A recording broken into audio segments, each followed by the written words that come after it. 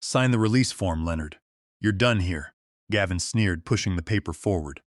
I stared at the 34-year-old CEO, then at the heavy silver pen resting on the glass desk.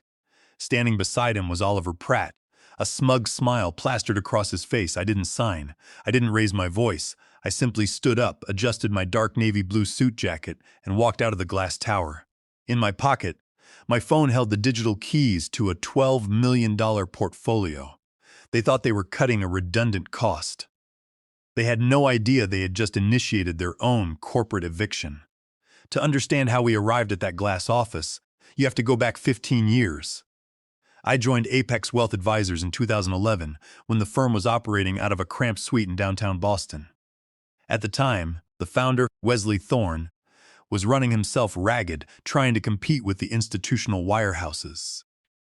The firm had barely $25 million in assets under management. Wesley was a brilliant relationship builder, but he lacked the technical expertise to construct complex wealth preservation vehicles for ultra-high net worth clients.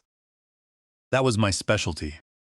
I had spent the previous decade working in the trust departments of major commercial banks, learning the intricate plumbing of estate planning, tax-deferred exchanges, and high-level portfolio management.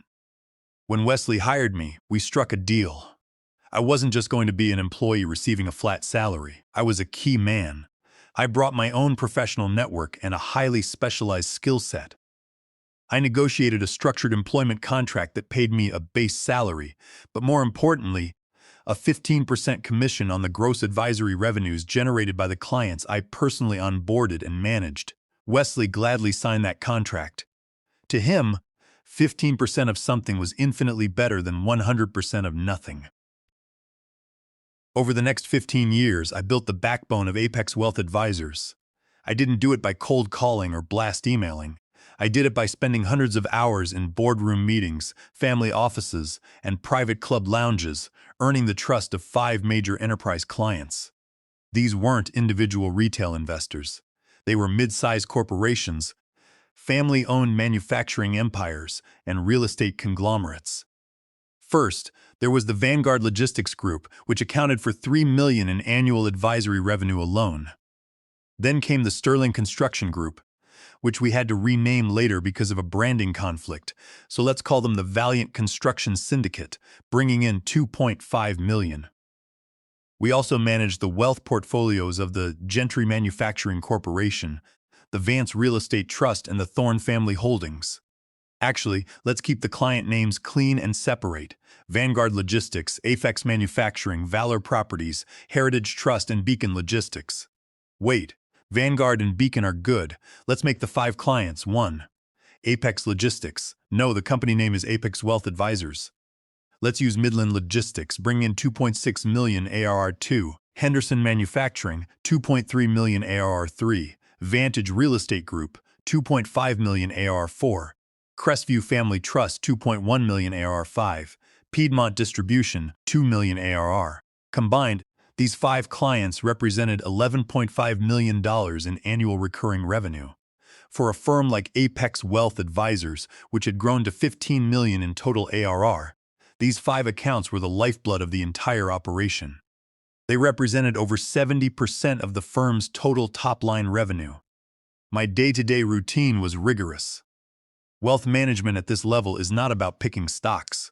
It is about navigating the regulatory minefield of SEC ADV filings, orchestrating tax loss harvesting strategies, and coordinating with the client's external corporate attorneys and CPA firms. Every quarter, I personally reviewed the portfolio allocations, checking compliance with the Investment Advisors Act of 1940 and assessing risk exposure across various qualified custodians. I knew the names of the client's children, the terms of their corporate buy-sell agreements, and the tax implications of their multi-generational trust funds.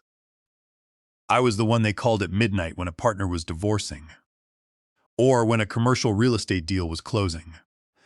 Wesley Thorne recognized this. He knew that these clients didn't stay with Apex because of the company logo. They stayed because of me. In the wealth management industry, relationship capital is everything. If the lead advisor leaves, the clients often follow. To protect both of us, Wesley and I drafted Section 9C, of my employment agreement, which we called the Keyman Allocation Provision. Under this specific clause, if I was terminated by the firm without cause, the standard non-compete and non-solicitation covenants would be rendered entirely void regarding these 5 designated accounts. Furthermore, the clause specified that these accounts were contractually linked to my personal professional license.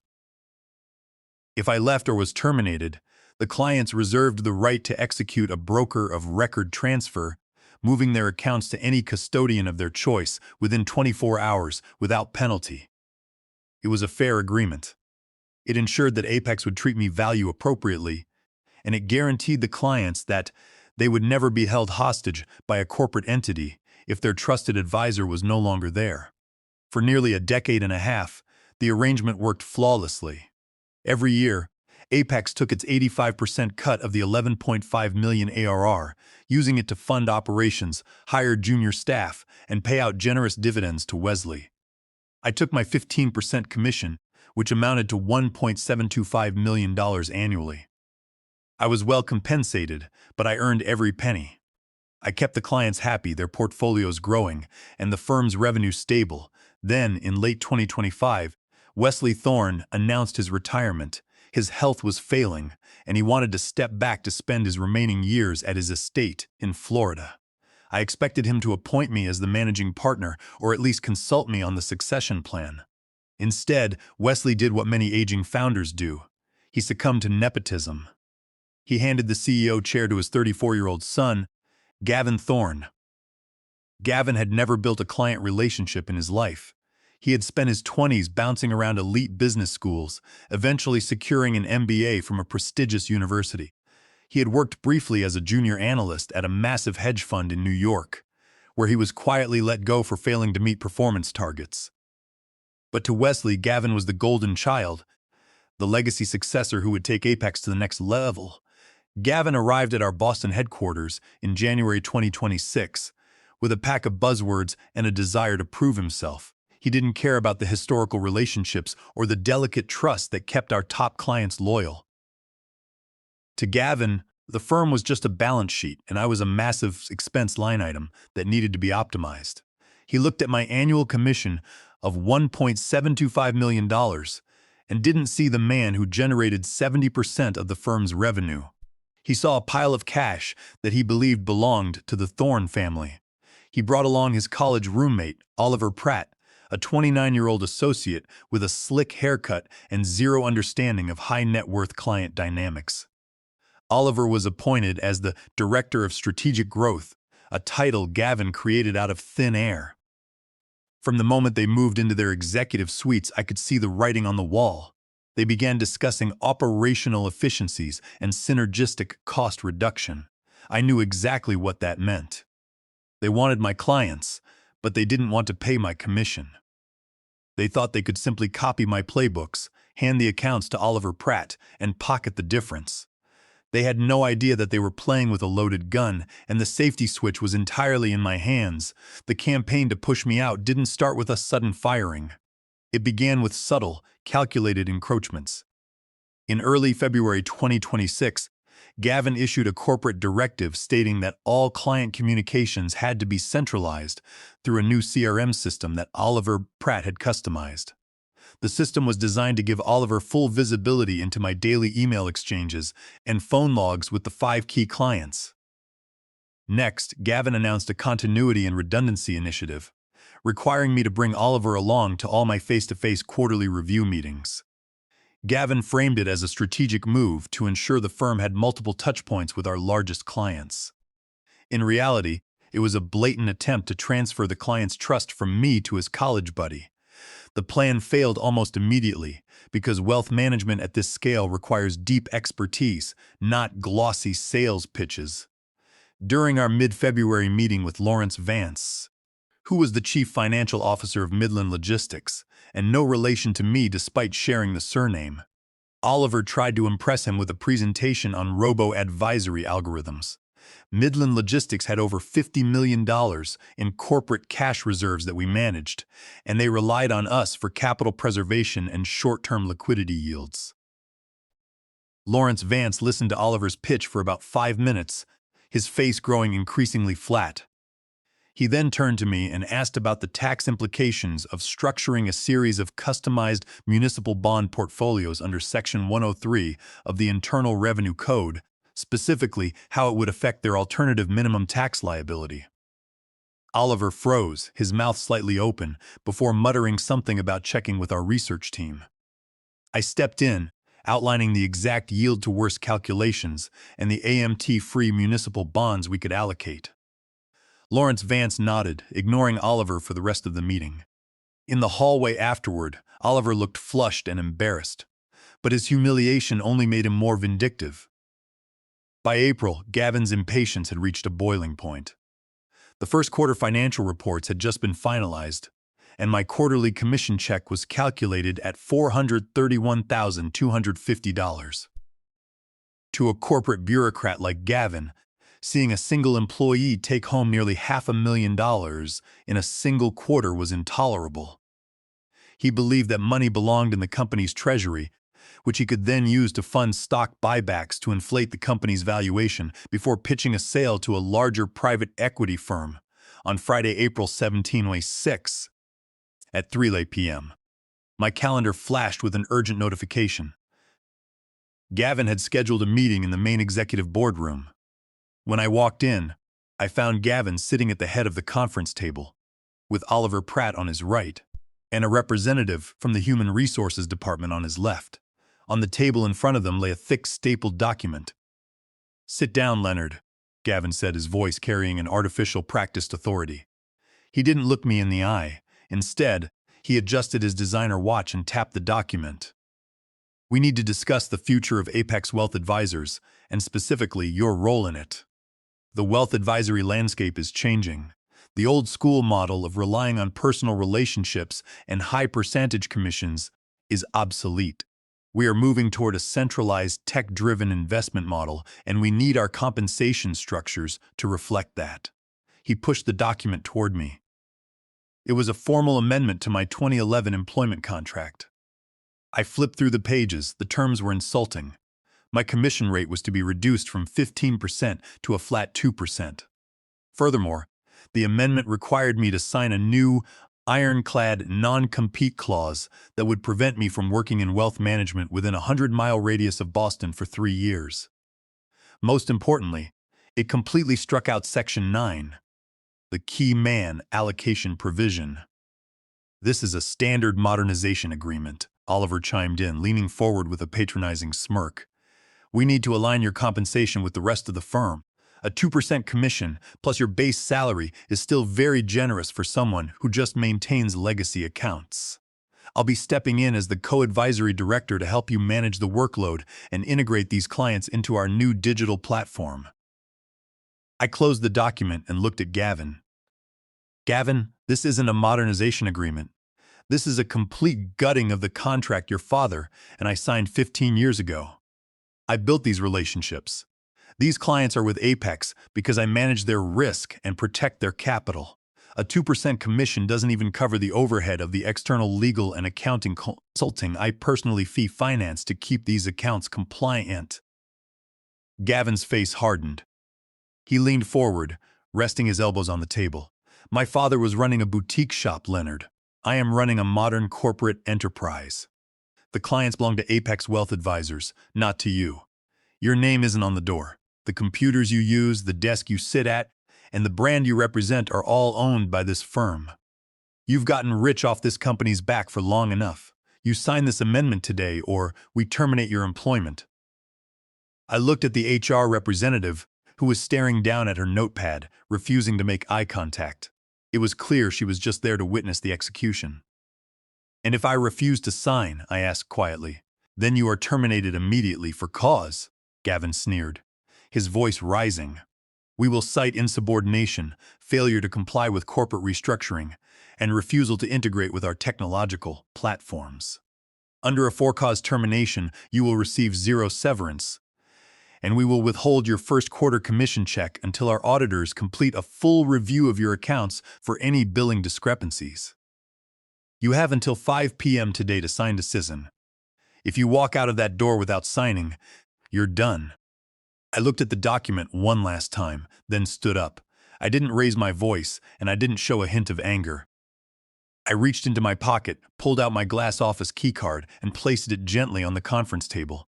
"I will not sign this amendment, Gavin," I said calmly. "And you do not have to wait until 5 p.m.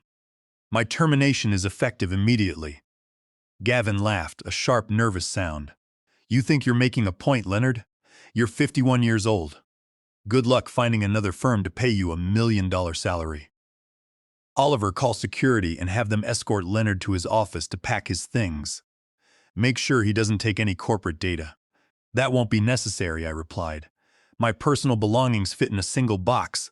The corporate database is yours. But remember, Gavin, relationships aren't stored on a hard drive." I walked out of the boardroom, headed to my corner office, and packed my grandfather's Mont Blanc fountain pen, my framed professional licenses, and a few personal photos into a cardboard box. Oliver Pratt stood in the doorway, arms crossed, watching me like a prison guard.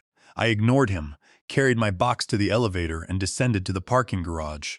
As I started my car and drove out into the Boston traffic, I felt a deep sense of calm. The game had begun, and Gavin Thorne had just made the first, fatal move. When I arrived at my townhouse in the historic Back Bay neighborhood, I didn't waste time venting or pacing. I walked straight into my study, set the box of my belongings on the desk, and dialed Walter Finch, my personal attorney. Walter was a veteran corporate lawyer who had spent 40 years drafting partnership agreements and litigating contract disputes in the financial sector. He had a copy of my original 2011 employment agreement on his secure server. I explained the details of the boardroom meeting, Gavin's ultimatum, and my immediate termination. Walter let out a dry, quiet chuckle over the phone. "Gavin Thorne is an amateur, Leonard," Walter said. "He has an MBA but apparently never learned how to read a basic corporate contract.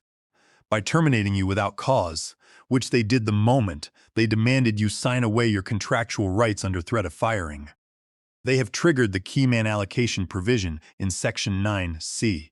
Under that clause, your non-compete is not just waived, it is legally void ab initio. You are entirely free to establish a new advisory entity and solicit those clients immediately." "And the broker of record transfer letters?" I asked. "Completely legal," Walter confirmed.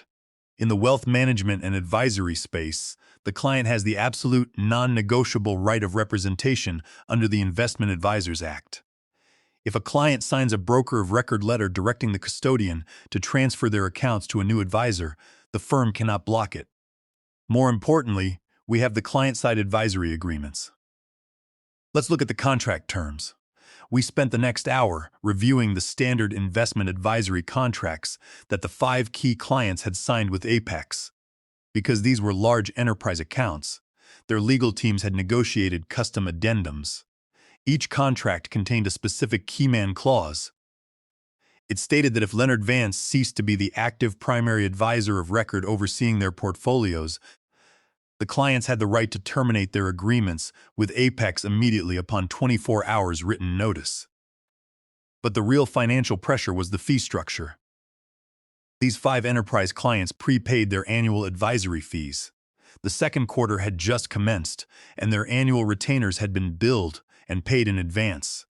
Under Section 12DE of their contracts, if they terminated the agreement due to the departure of the designated keyman, Apex was legally obligated to refund the unearned, prorated portion of those advance fees within 7 calendar days. Across the $11.5 million in total annual recurring revenue, the unearned prepaid retainers for the remaining quarters of the year amounted to exactly 30%. This meant Apex Wealth Advisors was looking at an immediate, legally binding cash refund obligation of $3,450,000. "I'll prepare the formal termination letters and the demand for the refund of the prepaid retainers," Walter said. "You contact the clients, let them know what happened, and send them the new broker of record letters to sign. If they sign them before Monday, we can file the custodian transfers over the weekend. By the time Gavin walks into his office on Monday morning, the portfolio will already be gone." I thanked Walter, hung up, and opened my laptop. I pulled up the personal contact information for the decision-makers at my 5 core accounts. I didn't send a mass email. I called each of them individually. First, I called Lawrence Vance, the CFO of Midland Logistics. When I told him that Gavin Thorne had terminated me to steal the commission and replace me with Oliver Pratt, Lawrence was silent for a moment.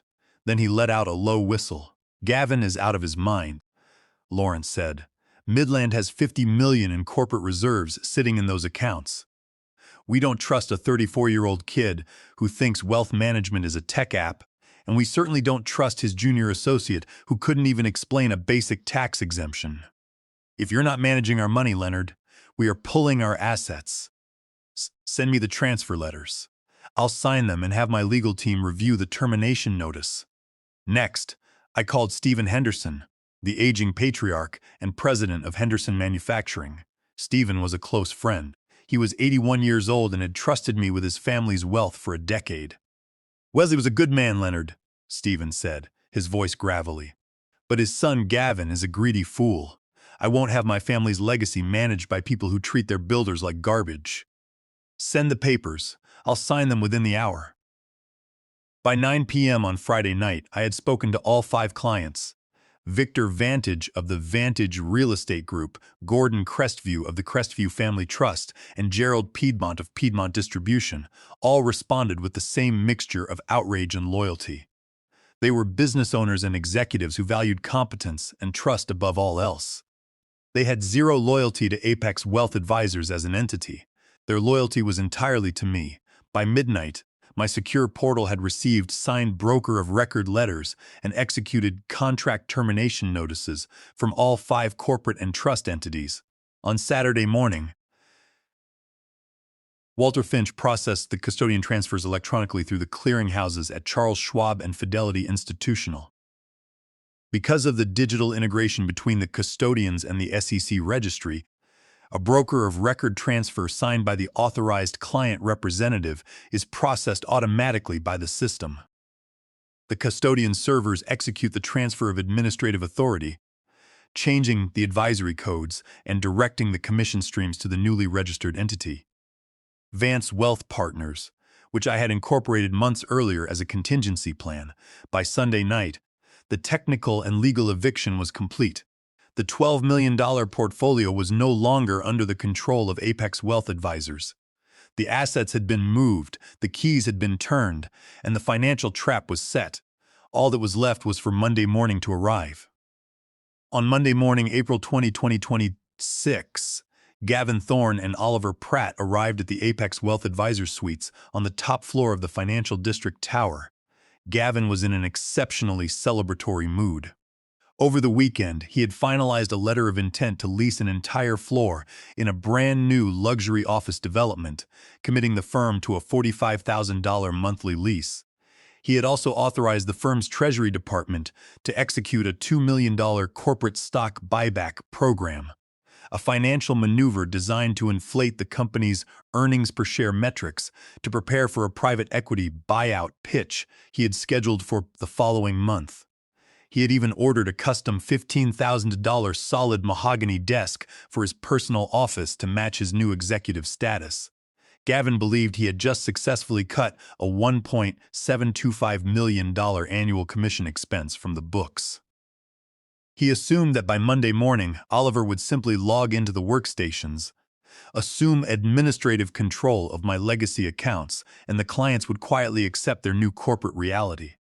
At 9 a.m., Oliver Pratt sat down at his dual-monitor workstation and attempted to log into the custodian portal at Charles Schwab Institutional. He entered the credential codes to access the Midland Logistics corporate reserve accounts. Instead of the familiar asset allocation dashboard, the screen returned a flashing red error message. Access denied. Administrative credentials revoked. Account transferred to external broker of record. Oliver frowned, assuming it was a temporary database glitch. He cleared his browser cache and tried the login credentials for the Henderson Manufacturing portfolio. The same error appeared. Access denied. Account under external control. Panic began to set in. Oliver quickly checked the remaining accounts: Vantage Real Estate Group, Crestview Family Trust, and Piedmont Distribution. Every single account returned the exact same message. He refreshed the system's administrative master panel. The total assets under management registered to Apex Wealth Advisors had plummeted.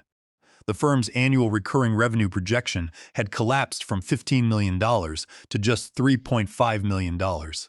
Over 76% of the firm's entire revenue had evaporated over the weekend. "Gavin, you need to see this," Oliver stammered, his voice cracking as he rushed into the CEO's office. Before Gavin could respond to his partner's panic, a courier walked through the double-glass doors of the reception lobby carrying a heavy, wax-sealed legal packet.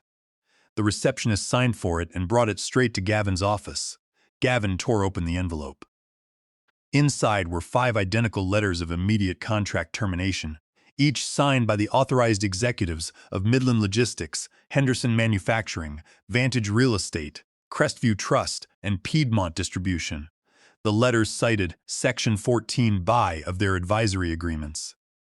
The keyman departure provision, notifying Apex that because Leonard Vance was no longer the primary advisor of record, their contracts were terminated effective immediately. Accompanying the terminations was a formal demand letter from Walter Finch. The letter stated that under Section 12(d)(e) of the client-side advisory agreements, Apex Wealth Advisors was contractually required to refund all unearned, prepaid annual advisory retainers. The total refund due was calculated at exactly $3,450,000 to be wired to Walter Finch's escrow account within 7 calendar days. The final paragraph of the letter was a stark warning. If Apex failed to wire the funds by the deadline, Walter Finch would file an immediate petition in the Delaware Court of Chancery to freeze Apex's custodial accounts, accompanied by a formal complaint to the Securities and Exchange Commission for breach of fiduciary duty and illegal withholding of client assets. Gavin's face drained of color. He stared at the numbers on the paper, then looked up at Oliver. "Where is the money in the corporate treasury?" Gavin demanded, his voice shaking. Oliver swallowed hard. "Gavin, we just initiated the $2 million stock buyback on Friday afternoon, and we paid a $135,000 deposit for the new office lease over the weekend. Our liquid operating account only holds $1,200,000 right now. Then cancel the stock buyback," Gavin yelled, slamming his hand on the mahogany desk. "We can't," Oliver whispered, trembling. "The Treasury executing broker already cleared the market orders this morning. The cash is gone. If we have to pay $3.45 million in 7 days, our bank account will be overdrawn by $2.25 million. We are completely insolvent." The reality of the situation hit Gavin like a physical blow. The firm was facing absolute ruin. If word got out that Apex was facing SEC complaints and insolvency, the remaining small accounts representing the $3.5 million ARR would flee within days. The clearing custodians would terminate their platform agreements, and the firm would be shut down by regulators. Gavin grabbed his phone and dialed my personal number. It went straight to my corporate voicemail, which had already been deactivated. He then dialed my personal cell phone. I watched the screen light up on my kitchen table in Back Bay. I let it ring. He called again and again. By noon, Gavin had left 15 missed calls and sent 6 increasingly frantic emails, offering to sit down and discuss a temporary consulting agreement at a 10% commission rate. I didn't reply to any of them. At 4:30 p.m., realized that he could not solve the crisis on his own, Gavin did the one thing he dreaded most. He called his father, Wesley Thorne, at his retirement estate in Florida. Gavin was in tears, babbling about a hostile client migration and systemic cash flow issues. Wesley, despite his failing health, was a veteran of the markets. He immediately cut through his son's corporate jargon and demanded the raw numbers. When he realized that Gavin had managed to destroy 76% of the firm's revenue and put Apex on the verge of bankruptcy in less than 4 months, Wesley's blood pressure spiked. He hung up on his son and dialed my personal cell number. Out of respect for the 15 years of partnership we had shared, I answered Wesley's call. "Leonard," Wesley said, his voice weak and trembling. "I just heard from Gavin. Tell me it's not as bad as he says." "It's exactly as bad as he says, Wesley," I replied calmly. "Your son terminated me for cause to steal my commission without reading the 2011 contract. The clients chose to leave because they don't trust Gavin or Oliver to manage their capital. The custodian transfers are complete, and the demand for the refund of the prepaid retainers is legally binding. Leonard, please. Wesley groaned. That company is my entire life's work. If we go under, my retirement distributions are gone, and the firm will be liquidated. There has to be a way to resolve this. I am willing to meet, Wesley, I said, but only on my terms. We will meet tomorrow morning at 10 a.m. at Walter Finch's office. Gavin must be present, but he will have zero negotiating authority. He will sit there, listen, and sign whatever documents we present. If you agree to that, we can talk. If not, the SEC filing goes out at 5 p.m. on Wednesday. I'll be there, Wesley sighed. Gavin will sign. I'll make sure of it. At 10 a.m. on Tuesday, April 21, 2026, the conference room at Walter Finch's office was silent. Wesley Thorne had flown in from Florida overnight, looking pale and exhausted, but his eyes were sharp with a mixture of anger and regret. Gavin Thorne sat next to his father, looking completely defeated. The smug, arrogant posture he had displayed in the Apex boardroom just days earlier had vanished. His suit was wrinkled, his hair unkempt, and he stared blankly at the mahogany table. Oliver Pratt was nowhere to be seen. We had explicitly barred him from attending the meeting.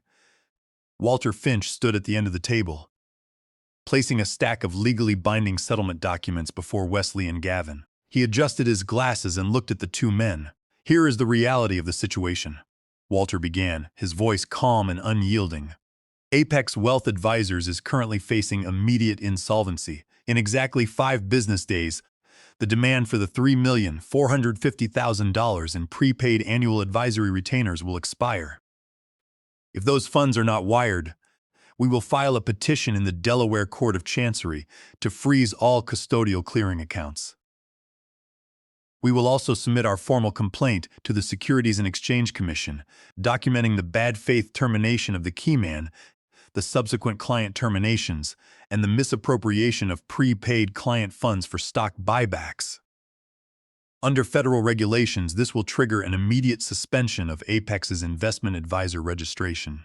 The company will be forced into liquidation, and Wesley's personal guarantees on the firm's lines of credit will be called, destroying his personal estate. Wesley closed his eyes and let out a heavy sigh. I understand, Walter. What are Leonard's terms? Gavin opened his mouth to speak. Father, we can't just give in. This is extortion. We can sue him for. Shut up, Gavin, Wesley snapped, his voice crackling with fury as he slammed his hand on the table. You managed to destroy a $15 million firm in less than 4 months because of your arrogance. You wanted to play the big city CEO, buying expensive desks and signing luxury office leases, while firing the only person who kept our clients loyal. You have no voice in this room. Sit there and be quiet. Gavin recoiled, his face flushing red as he sank back into his chair. Walter tapped the settlement document. These are the terms of the acquisition and restructuring. First, Apex Wealth Advisors will transfer its entire remaining book of business, representing the $3.5 million in small retail and institutional accounts, to Vance Wealth Partners, LLC. Second, Apex will sell all its office equipment, intellectual property, client databases, physical assets, and the current office lease to Vance Wealth Partners for the nominal sum of $1. Third, Gavin Thorne will resign immediately as CEO, sign a lifetime ban preventing him from ever being employed by or consulting for Vance Wealth Partners, and waive all claims to future equity or distributions. And what about the client refund demand? Wesley asked, his voice low.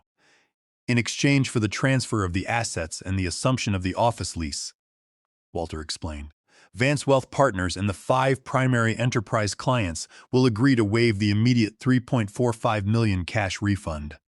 Instead, the debt will be restructured into an interest-free promissory note held by the newly consolidated firm. This note will be paid down using the future operating cash flows of Vance Wealth Partners, which Leonard now owns. This structure ensures that Apex's obligations are met, the clients are protected, and Wesley's personal assets are completely insulated from bankruptcy. And the junior partner, Oliver Pratt? Gavin muttered. Oliver Pratt will be terminated immediately for cause by Apex before the asset transfer is executed, Walter said coldly. We have documented his attempt to access client accounts after their credentials had been legally revoked, which constitutes a security breach under SEC compliance rules. His termination will be recorded on his Form U-4, effectively ending his career in the wealth management industry. Wesley looked at me, his eyes filled with a mixture of sadness and understanding. You built this place with me, Leonard. I should have trusted you to succeed me. I let my family pride blind me to the reality of the business. I am sorry. I appreciate that. Wesley, I said quietly, but the business has grown past boutique arrangements. We need structure, compliance, and above all, trust. I will ensure the transition is seamless and your retirement assets remain secure. But Gavin and Oliver are done. Wesley nodded slowly. He reached for the heavy silver pen and signed the settlement documents. He then pushed the papers toward his son. Sign them, Gavin, now. With a trembling hand, Gavin Thorne signed his name on the dotted line, relinquishing his title, his authority, and the company his father had built. The execution of the transition was swift. On Wednesday morning, April 22, 2026, the gold lettering on the double-glass doors of the top-floor suite was replaced. Apex Wealth Advisors was gone. In its place stood the clean, modern logo of Vance Wealth Partners. I spent the first 3 days of the transition meeting with the junior advisors, research analysts, and administrative staff. They had spent the last 4 months walking on eggshells under Gavin's volatile management. I sat down with them, assured them of their job security, and announced a 15% salary increase for all support staff. This increase was easily funded by eliminating the bloated executive salaries and luxury travel budgets that Gavin and Oliver had allocated for themselves. The relief in the office was palpable. The competent staff who actually did the daily work were finally being recognized and valued. Oliver Pratt was escorted from the building on Wednesday afternoon by building security, his cardboard box of belongings in his arms and his professional record permanently tarnished. Gavin Thorne left Boston entirely, returning to New York to seek employment in a non-registered capacity, his corporate career in ruins. Today, I sit in my new executive office, looking out over the Boston Harbor. On my desk rests my grandfather's Mont Blanc fountain pen, which I use to sign the quarterly compliance reviews. Vance Wealth Partners now oversees the entire $15 million portfolio. But the economics of the business have changed dramatically. Instead of receiving a 15% commission on an $11.5 million portfolio, I now own 100% of a firm generating $15 million in annual recurring revenue. With the elimination of Gavin's waste and the consolidation of our operations, our net profit margin stands at a healthy 35%. This means the firm generates $5.25 million in annual net profit, all of which flows directly to the bottom line of Vance Wealth Partners. Wealth management is not about fancy algorithms or corporate buzzwords. It is about the quiet, unyielding trust built over 15 years of protecting the people who build our economy. Gavin Thorne thought he could steal that trust with a piece of paper and a corporate title. He learned, at the cost of his father's company, that in the world of high finance, you cannot automate relationship capital, and you can never replace competence with greed.